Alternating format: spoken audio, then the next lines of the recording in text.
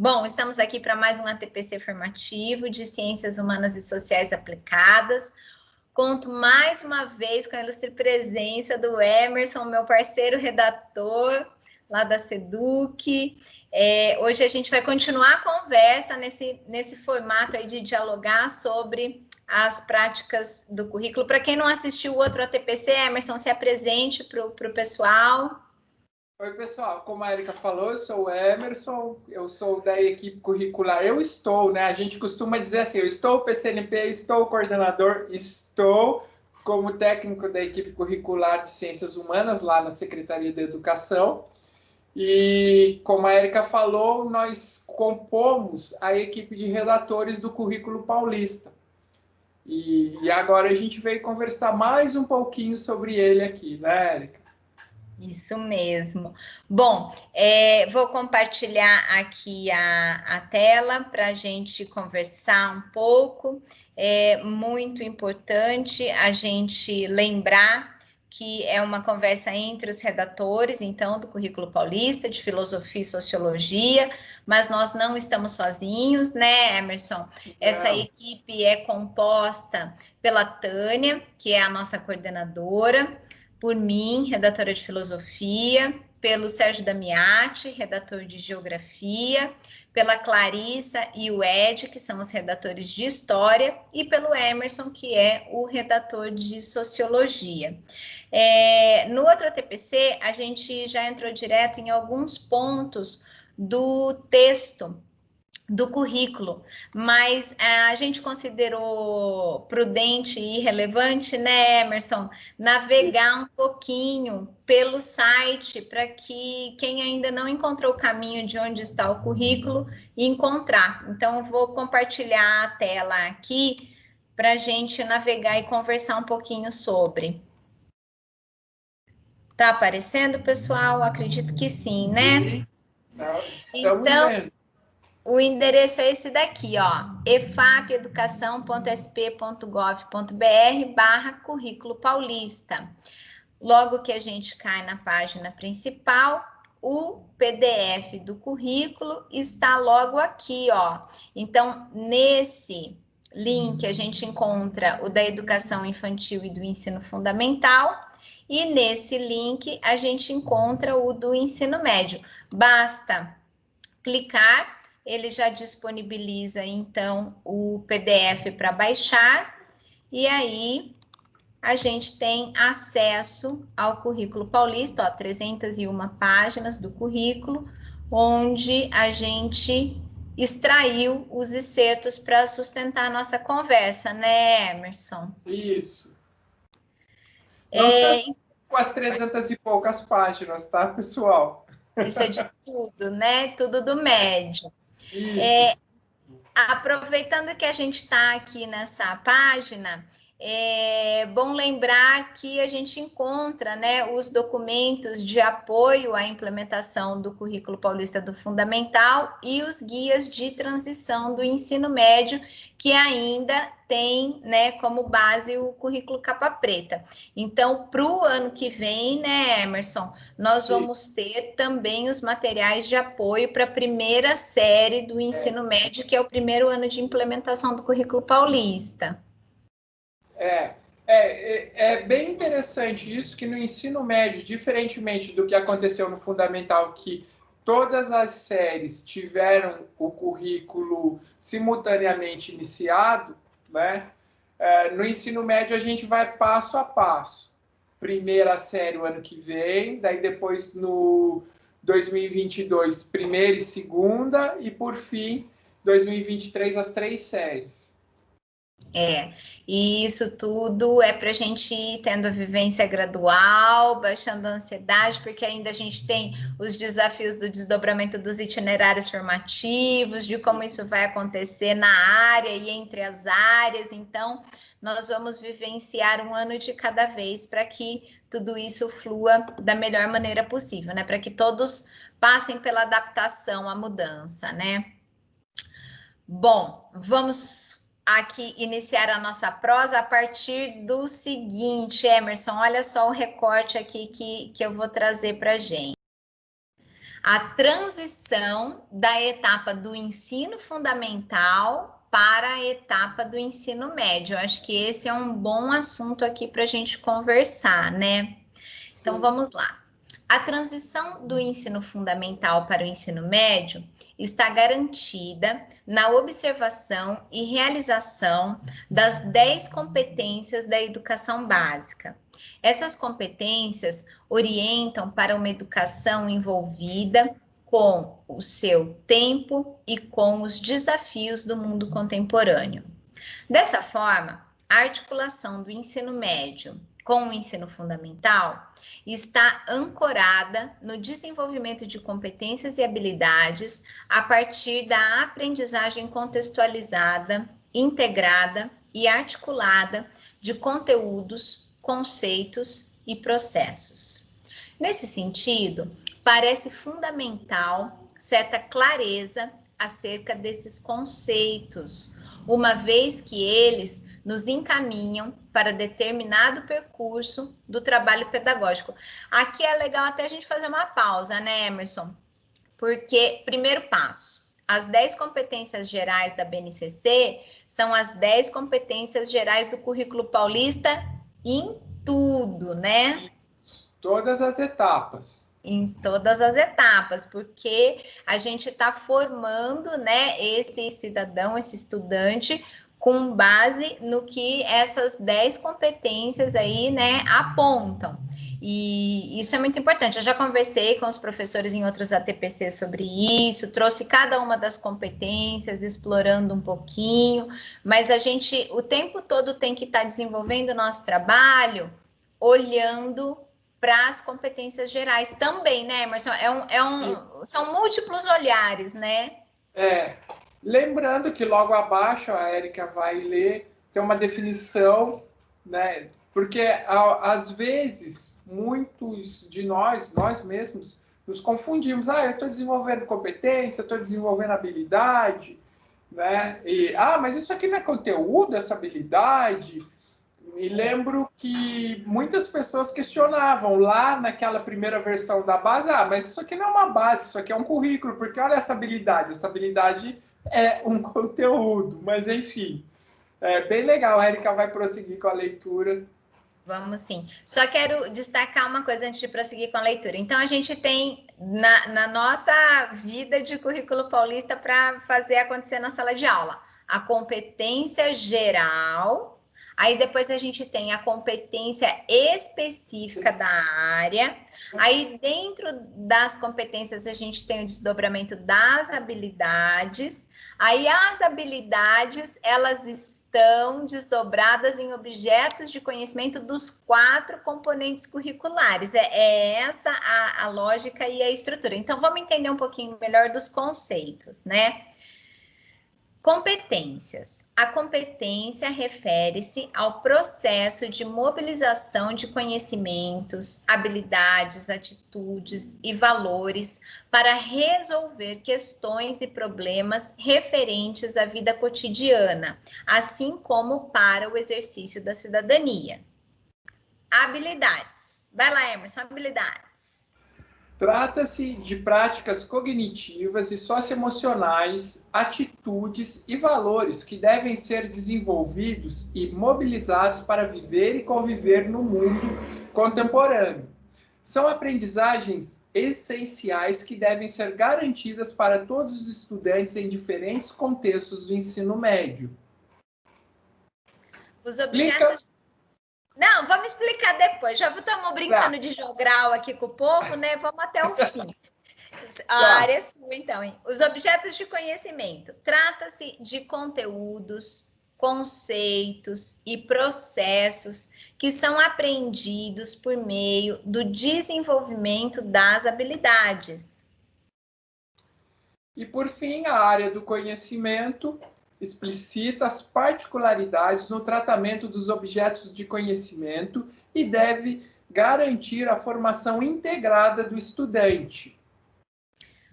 Olha só quantas partes a gente tem aqui para conversar, né, Emerson? Eu acho assim que quando a Tânia, na coordenação, trouxe isso, né, no nosso texto introdutório, é muito importante, porque a gente está há mais de uma década desenvolvendo um trabalho com competências e habilidades, né?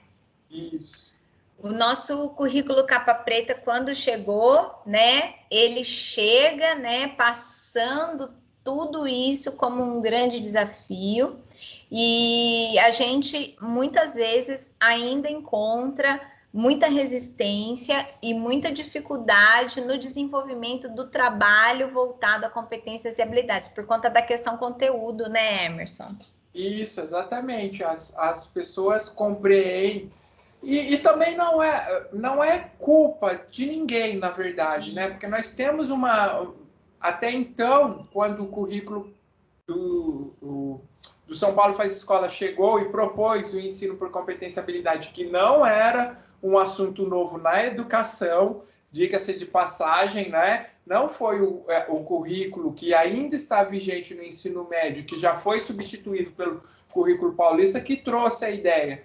Mas, ao mesmo tempo em que ele desconstrói toda uma formação, vamos dizer assim, nós, enquanto professores na universidade, que a gente aprendia conteúdos, ia para a escola ensinar conteúdos e o estudante memorizava ou desenvolvia, e enfim. E nesse meio, quantas e quantas vezes a gente estava ensinando habilidades e nem se dava conta de que estava ensinando habilidades e que o somatório dessas habilidades compunham uma competência, né? É que, na verdade, a gente se assusta com um nome novo, mas eu acho que o mais interessante de se dizer que é uma espécie de hierarquia, né? Com a competência sendo embasada por tudo aquilo que a Érica leu, o objeto de conhecimento, a habilidade e a competência. E é engraçado que quando eu faço esse movimento, né, dá a impressão que a competência lá no topo está afunilada, mas é uma pirâmide invertida, né? É uma pirâmide invertida. O objeto de conhecimento é o esmiuçar da competência, né? É você ir não é cortando, como eu explico. Eu acho que vocês estão conseguindo compreender o que eu quero dizer. É você ir É construindo mesmo, né, Emerson? É tijolo por tijolo, né? Tijolo por tijolo, exatamente. Acho que essa metáfora é bem interessante. Só que no formato de pirâmide invertida, porque o objeto de conhecimento, tomando uma fala da informática, é a menor unidade. Vamos dizer assim, pensando em bits e bytes, quando a gente vai para kilobyte, megabyte, gigabyte, enfim. É a menor unidade, o objeto de conhecimento. É aquele bem específico, bem delimitado, que facilita o entendimento do estudante. E nosso também no ensino. Né? Porque quanto mais amplo, quanto mais nuances, quanto mais braços, quanto mais pontos a se unir para fazer uma explicação, para desenvolver com o estudante, mais difícil. Né? Você pegando os pedaços facilita. Que também, por exemplo, é uma metodologia ativa muito em voga, o seminário. Seminário é isso, né? Quando cada estudante, num grupo ou mesmo individualmente, estuda determinado tema, se envolve com ele, depois apresenta para todo mundo e vê a apresentação do outro, vai se construindo exatamente isso até todos serem competentes naquilo. É bem por aí. E nesse nosso trabalho de área, né? Porque é aí que a coisa vem com toda uma identidade diferenciada. Porque nesse trabalho de área a gente vai ter os tijolos, né? Já que eu peguei a construção aqui como referência para ilustrar, né? São os tijolos da geografia, alicerçados no da sociologia, alicerçados no da história, alicerçados no da filosofia, que vão compondo, né, essa rede de aprendizagem, e aí com as diferentes articulações, que é a maneira como a habilidade vai se desdobrando neles, é que vai tornar o nosso estudante competente a, né? É mais ou menos isso que está aí nesse excerto que nós lemos, né, Emerson? Isso. E é engraçado, né? A gente não ensina a competência. Né? A competência ela vai se constituindo à medida em que eles desenvolvem. Na verdade, a gente não ensina nem habilidade, né? Porque não tem como você ensinar alguém a ser habilidoso. A gente promove meios do desenvolvimento desta habilidade por meio dos objetos de conhecimento. É quando a gente pensa, vou abordar a questão do senso comum, para pegar um tema que é muito caro da filosofia, mas dentro da área como um todo, né? Abordar a questão do senso comum para que os estudantes compreendam os vários tipos de conhecimento. E diga-se de passagem mais uma vez, não existe uma hierarquia, neste caso, entre os conhecimentos, né? O conhecimento do senso comum ele é fundamental dentro do contexto dele. Carregar o conhecimento do senso comum para o contexto da ciência não vai fazer sentido. E é isso que se trata do objeto de conhecimento, né? A forma como você vai abordar aquele objeto de conhecimento é que vai desenvolver a habilidade. Se a habilidade for analisar criticamente, é que vai dar o tom do ensino do objeto de conhecimento a partir do senso comum. Isso, é isso aí. Bom, a gente vai conseguir trazer muitos exemplos na hora que a gente for olhar para o organizador, né? Vou subir aqui de novo o slide para a gente continuar. Então, sigamos. Olha só, a área de Ciências Humanas e Sociais Aplicadas e seu papel no acesso aos direitos de aprendizagem. Nós vamos fazendo alguns recortes, né, Emerson, só para sustentar a conversa. Tem muita coisa ali no currículo que a gente não trouxe aqui, mas é só alguns pontos que a gente considerou fundamental aqui para sustentar essa conversa, né, amigo? Bom, vamos lá. Eu vou ler um pedaço, você lê o outro, que eu gostei dessa coisa do jogral, viu? Também. A interface do ensino fundamental com o ensino médio constitui condição para o atendimento aos direitos de aprendizagem, uma vez que as aprendizagens devem se orientar pelas 10 competências gerais da educação básica. Essas competências pronunciam e mobilizam conceitos, procedimentos, habilidades, práticas cognitivas e socioemocionais, atitudes e valores capazes de resolver demandas complexas da vida cotidiana, do efetivo exercício da cidadania e da compreensão e participação no mundo do trabalho. No campo das ciências humanas e sociais aplicadas, as categorias tempo e espaço, território e fronteira, indivíduo, natureza, sociedade, cultura e ética, e política e trabalho orientam para tematizar e problematizar a investigação e a aprendizagem. Ou seja, as categorias não se confundem com temas ou propostas de conteúdos, mas podem funcionar como eixos em torno dos quais circulam ideias, fenômenos e processos políticos, sociais, econômicos e culturais. Bom, conforme explicitado na BNCC, a categoria tempo e espaço exige análises mais amplas de contexto. Território e fronteira é uma categoria que traz certo ordenamento para o espaço em suas diferentes dimensões. A categoria mais complexa, pois agrega diferentes dimensões que atravessam a existência humana, indivíduo, natureza, sociedade, cultura e ética, promove análises de relação, articulação e contradições do humano. Por fim, a categoria política e trabalho orienta para análises sobre os desafios enfrentados pela sociedade como um todo, acerca do bem comum e da produção da vida material e seus desdobramentos. Emerson, aqui a gente precisa contar um pouco para o pessoal como foi o nosso olhar para estas 4 categorias, né? Sim, e com as habilidades distribuídas dentro delas, né? Enfim. Eu vou só resgatar aqui uma reflexão. Nos ATPCs do passado, eu peguei fragmentos daquele curso AVA-MEC que nós participamos, onde é feita a apresentação, né, do que cada uma dessas categorias tem como interesses, né? E aí, no nosso currículo, a gente teve esse olhar, eu acho que isso é uma peculiaridade do currículo paulista, né? Em relação aos outros que a gente já viu, as consultas públicas, né? De selecionar um grupo de habilidades para se relacionar com algumas categorias. Vamos contar um pouco aí para o povo como é que a gente pensou isso. Não foi um processo fácil, não é, Érica?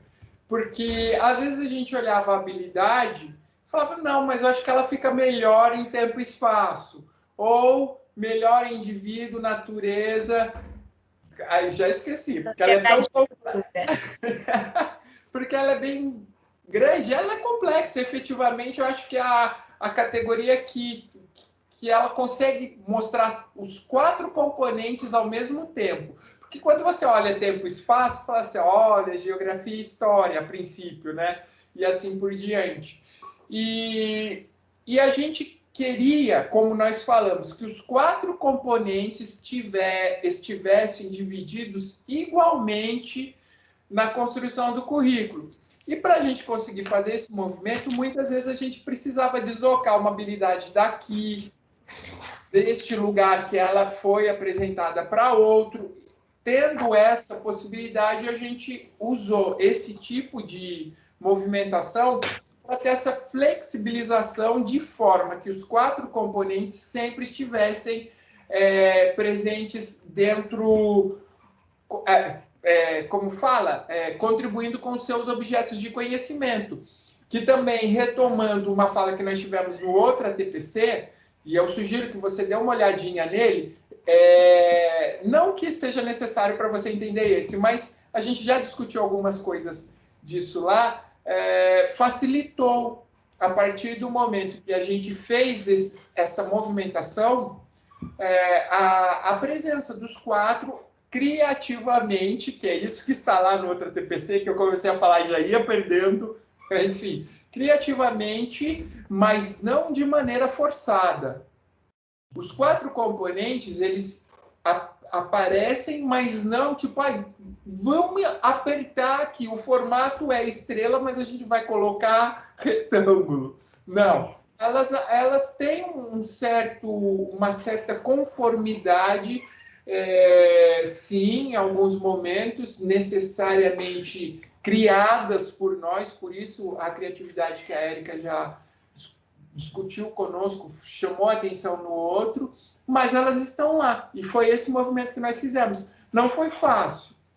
Tinha hora que a gente olhava, não, mas eu acho que é melhor ele continuar onde está, né, Érica? Então a gente botava ele para lá, não, mas ele estava fazendo mais sentido para onde nós deslocamos. Já fiz, né? Que eu ia só pintando. Essa cor é disso para a gente mapear. Isso. Aliás, eu queria ter comprado um jogo de canetinhas num site de vendas chineses para a Érica, mas, enfim, não comprei. Devia ter comprado, porque não ia chegar a tempo, né? Vocês sabem. Mas tinham cores fantásticas lá. Me faltaram cores mesmo, viu? Já pode encomendar que depois, quando a gente se encontrar, você me dá, eu vou gostar. Emerson, para a gente não se perder, eu peguei aqui o Xerox, né? A impressão do fragmento da BNCC, que foi o que sustentou o nosso trabalho. E eu só queria compartilhar um pouco com os nossos colegas professores o seguinte: quando eu olho para tempo e espaço, aquilo que você comentou, a coisa é mais história, né? Tendemos a pensar isso. Quando eu olho para território e fronteira, a gente tende a pensar que é mais geográfico. Quando eu olho lá para indivíduo, natureza, sociedade, cultura e ética, eu peguei só para eu não falar picado, tá? Por isso que eu peguei o papel. A gente enxerga aqui mais a filosofia. E quando a gente olha, né, para a última categoria, que é política e trabalho, a gente enxerga mais a sociologia. Só que, de cara, a hora que a gente lê isso e olha para isso, o que, que a gente decide? Que a gente não pode ficar com esses fragmentos. Porque se a gente vai desenvolver um currículo de área, se a gente vai desenvolver todo o trabalho articulando os 4 componentes, como é que a gente deixa isso fragmentado nessas caixas, nessas categorias, né?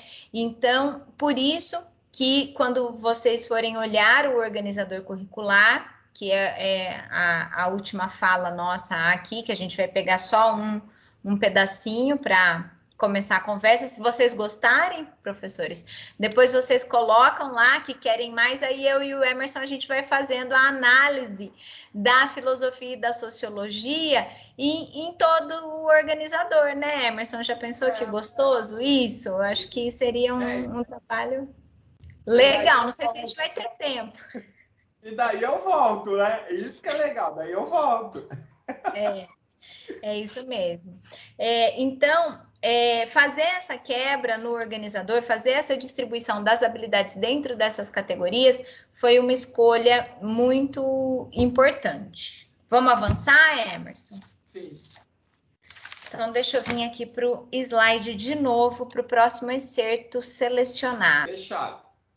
O organizador curricular da área de Ciências Humanas e Sociais Aplicadas, considerando a BNCC e demais documentos orientadores da educação básica, apresenta-se no quadro a seguir, colunas nas quais podem ser observadas as competências específicas, as habilidades, as categorias e os objetos de conhecimento. As ciências humanas e sociais aplicadas apresentam na educação básica, etapa ensino médio, 6 competências específicas e habilidades relacionadas, categorias de análise e uma distribuição equilibrada, né, grifemos, dos objetos de conhecimento para cada componente curricular, filosofia, geografia, história e sociologia.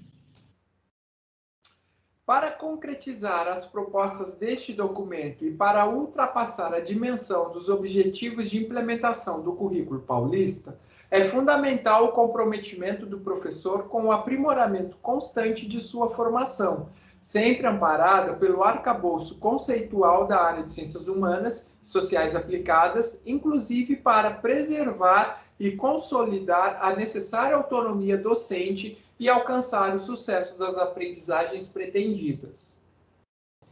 É um pouco do que a gente estava conversando, né, Emerson? E isso. Eu acredito que a hora que a gente olhar lá para o organizador, a coisa vai ficar mais interessante, né? Acho que eu já vou projetar ele. Compartilhou. Sim.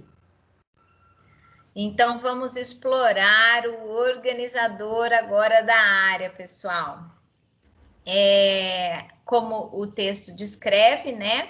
A gente tem as competências, as habilidades, a categoria e os objetos de conhecimento. Então, aqui a gente está com o início de tudo. As demais áreas também, né, estão com os organizadores curriculares. Eu acho que é super legal a gente ampliar o olhar e olhar para o documento como um todo, visitando um pouco dos organizadores curriculares e dos textos introdutórios das outras áreas, porque eu gosto muito de xeretar, né, o que os meus colegas professores vão fazer, porque é aí que a gente encontra os pontos de conexão, né, Emerson? Exatamente. E lembrando que essas competências que estão aí são as competências da área, né, Érica? Isso. Não são as competências gerais da base, aquelas 10. Essas são as 6 da área de ciências humanas para o ensino médio. Aqui ele tem mais um elemento que a gente até então não tinha falado, ou falou, desculpa, Érica, se falamos, mas que são as categorias que vão aparecer. Neste caso, tempo e espaço, que como a Érica comentou agora há pouco, a princípio parece claramente se reportar a história. Seria muito injusto, vamos dizer assim, eu acho que é esse substantivo que eu vou usar. Seria muito injusto que só a história desenvolvesse essa habilidade 101, não é, Érica? Sim. Que é identificar, analisar e comparar diferentes fontes narrativas. Opa, vou começar de novo, gente, desculpem. Está muito pequeno para minha miopia. Identificar, analisar e comparar diferentes fontes e narrativas expressas em diversas linguagens com vistas à compreensão de ideias filosóficas e de processos e eventos históricos, geográficos, políticos, econômicos, sociais, ambientais e culturais. O que a Érica comentou antes está expresso aqui na habilidade. Apesar de ela estar dentro de uma categoria que, a princípio, no primeiro olhar, remete à história, ela traz os outros componentes. Né, Érica? Então, Emerson, essa habilidade aí, eu gosto que ela está logo aqui no começo, porque ela é, para mim, uma das mais desafiadoras de todas. Porque quando a gente olha para ela e olha para o que a competência requer, a gente fica assim, meu Deus do céu, esse currículo vai deixar a gente doido, como é que a gente vai conseguir fazer isso? Porque é tudo de tudo e mais um pouco que está aí, né? Como é que a gente vai conseguir achar o caminho? E aí, é muito claro o caminho que a gente escolheu. A gente escolheu criar objetos de conhecimento que dessem conta de fazer a habilidade acontecer e trazer, né? Pelo menos a gente tentou fazer isso, né, Emerson? A gente acredita que conseguiu, né? E trazer como proposta ali o desenvolvimento do que é importante para a filosofia, para a geografia, para a história e para a sociologia, sem deixar a habilidade e a categoria escolhida de fora. E tem mais uma questão aí que eu acho que esse organizador cabe a reflexão.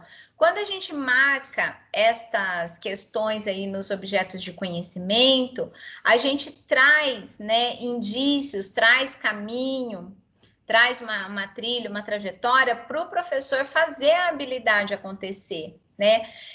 Quando a gente olha para todo o organizador curricular, e em alguns momentos a gente vai falar assim, meu Deus do céu, é muita coisa, como é que a gente vai dar conta de tudo isso? Mas a gente precisa lembrar de uma coisa muito importante, né, Emerson? A gente está na construção de um documento oficial, norteador, e que a gente precisa minimamente pontuar objetos necessários, né, Emerson? Exatamente. E é como a Érica falou, porque não bastava a gente olhar para a habilidade e propor um objeto dentro da categoria, a gente não podia esquecer da competência. Porque lembra na nossa conversa um pouquinho mais atrás?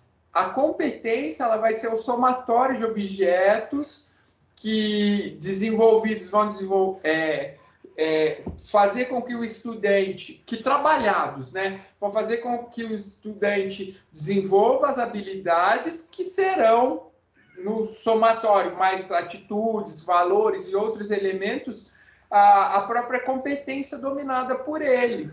E tem uma coisa que é bastante importante que vocês devem observar: os objetos de conhecimento nunca trazem um verbo logo no início, né? Para ele não ser confundido com habilidade. Ele é um objeto de conhecimento. Pegando o exemplo de sociologia, que começa com padrões e normas de distintas sociedades, eu consigo identificar padrões e normas em várias sociedades, analisar e comparar, porque distintas vai garantir essa possibilidade de comparação, né? E eu amplio para a cultura, para o poder, para a cidadania e para o trabalho. E dali vai ter as diferentes narrativas, né, em diferentes linguagens. E é como a Érica falou, para a gente chegar, porque ele está sintetizado, ele é bem sintético ali. Mas para a gente chegar nisso, não foi fácil. E na própria conversa que nós estamos tendo aqui, isso é muito característico da sociologia, que é diferente do que propõe a filosofia, né, Érica? Mas, do mesmo jeito, a filosofia está desenvolvendo habilidade. Isso. E eu acho que é essa a graça, né?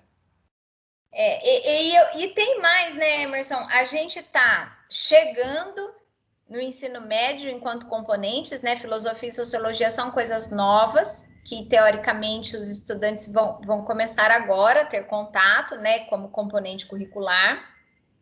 A gente com uma sede de garantir uma série de conteúdos, porque é assim que a cabeça funciona, porque tem conteúdos que são imprescindíveis, que precisam compor, né, um currículo, e esses conteúdos, o lugar deles serem alocados é dentro dos objetos de conhecimento, né? E aí a gente fica com toda aquela coisa, não pode ser nem muito enxuto, para não ser sintético demais, e também não pode nem ser inchado para não ficar um fardo pesado de ser desenvolvido e executado. E mais esse estado de alerta aí para não transformar esses objetos em novas habilidades. É uma loucura, é uma loucura. Porque como foi já conversado em outra TPC, a habilidade do currículo paulista é diferente da habilidade do currículo de São Paulo Faz Escola, que tinham vários conteúdos, lembram lá? O famoso capa preta, né? Na parte de cima tinha os temas ou conteúdos, né? E embaixo tinha várias habilidades. Mas as habilidades elas eram bem simples, raramente aparecia, pelo menos no currículo de sociologia, eu posso falar no de filosofia também, geralmente a habilidade era só um verbo, né? E vários outras habilidades. E esse que talvez fosse talvez fosse a maior dificuldade no currículo de São Paulo Faz Escola, porque para aquele conteúdo que estava ali em cima tinha um monte de habilidade. Você tinha que desenvolver um monte de habilidade, né? Esse já vem nas caixinhas do organizador, né? Esse já vem na caixinha do organizador. Quer dizer, a gente está entendendo que ele vai facilitar, porque a gente aprendeu, né? Tinha um currículo já, como a Érica falou, um primeiro currículo que tratou de competência e habilidade, desenvolver competência e habilidade e não o conteúdo, né? O conteúdo sendo o meio, foi a primeira vez que isso foi mostrado efetivamente para a rede, porque até então, aliás, a gente nem tinha um currículo unificado, né? Todo o planejamento lá no início do ano, dependendo da unidade escolar, enfim, a gente sentava, fazia o planejamento, apontava o currículo, né? O rol de conteúdos que a gente ia desenvolver com o estudante naquelas séries, naquele componente curricular. Muitas unidades escolares, os professores nem conversavam, cada um entregava o seu.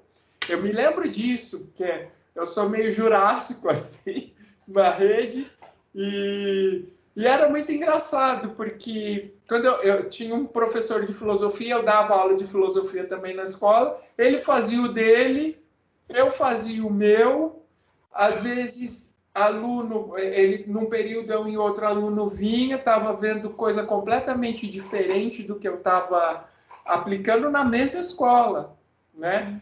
O currículo de São Paulo Faz Escola, ele procurou minimizar esse tipo de situação dentro do nosso estado e facilitou muito nesse sentido. Teve alguns percalços, algumas dificuldades, que inclusive a gente está encerrando o currículo sem resolver, porque a gente também precisa fazer o meia-culpa, né? E ver as coisas que funcionaram, mas também as coisas que não funcionaram, até porque para isso não se repetir agora na implementação do currículo paulista, né, Érica?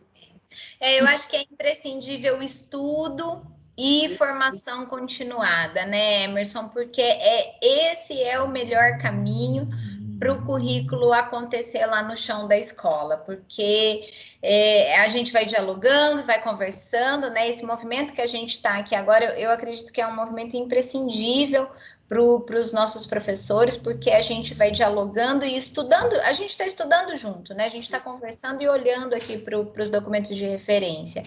E eu espero mesmo que a gente possa contribuir para essa formação continuada dos professores, né, fazendo a nossa parte, né, eu enquanto PCNP e redatora do currículo, você enquanto redator do currículo e técnico na secretaria, né, a gente tem as nossas limitações de atuação, né, Emerson, acho que é legal a gente deixar isso claro aqui, mas deixar também claro que a gente tem os anseios e a vontade de ver tudo isso acontecendo da melhor maneira possível na escola, né?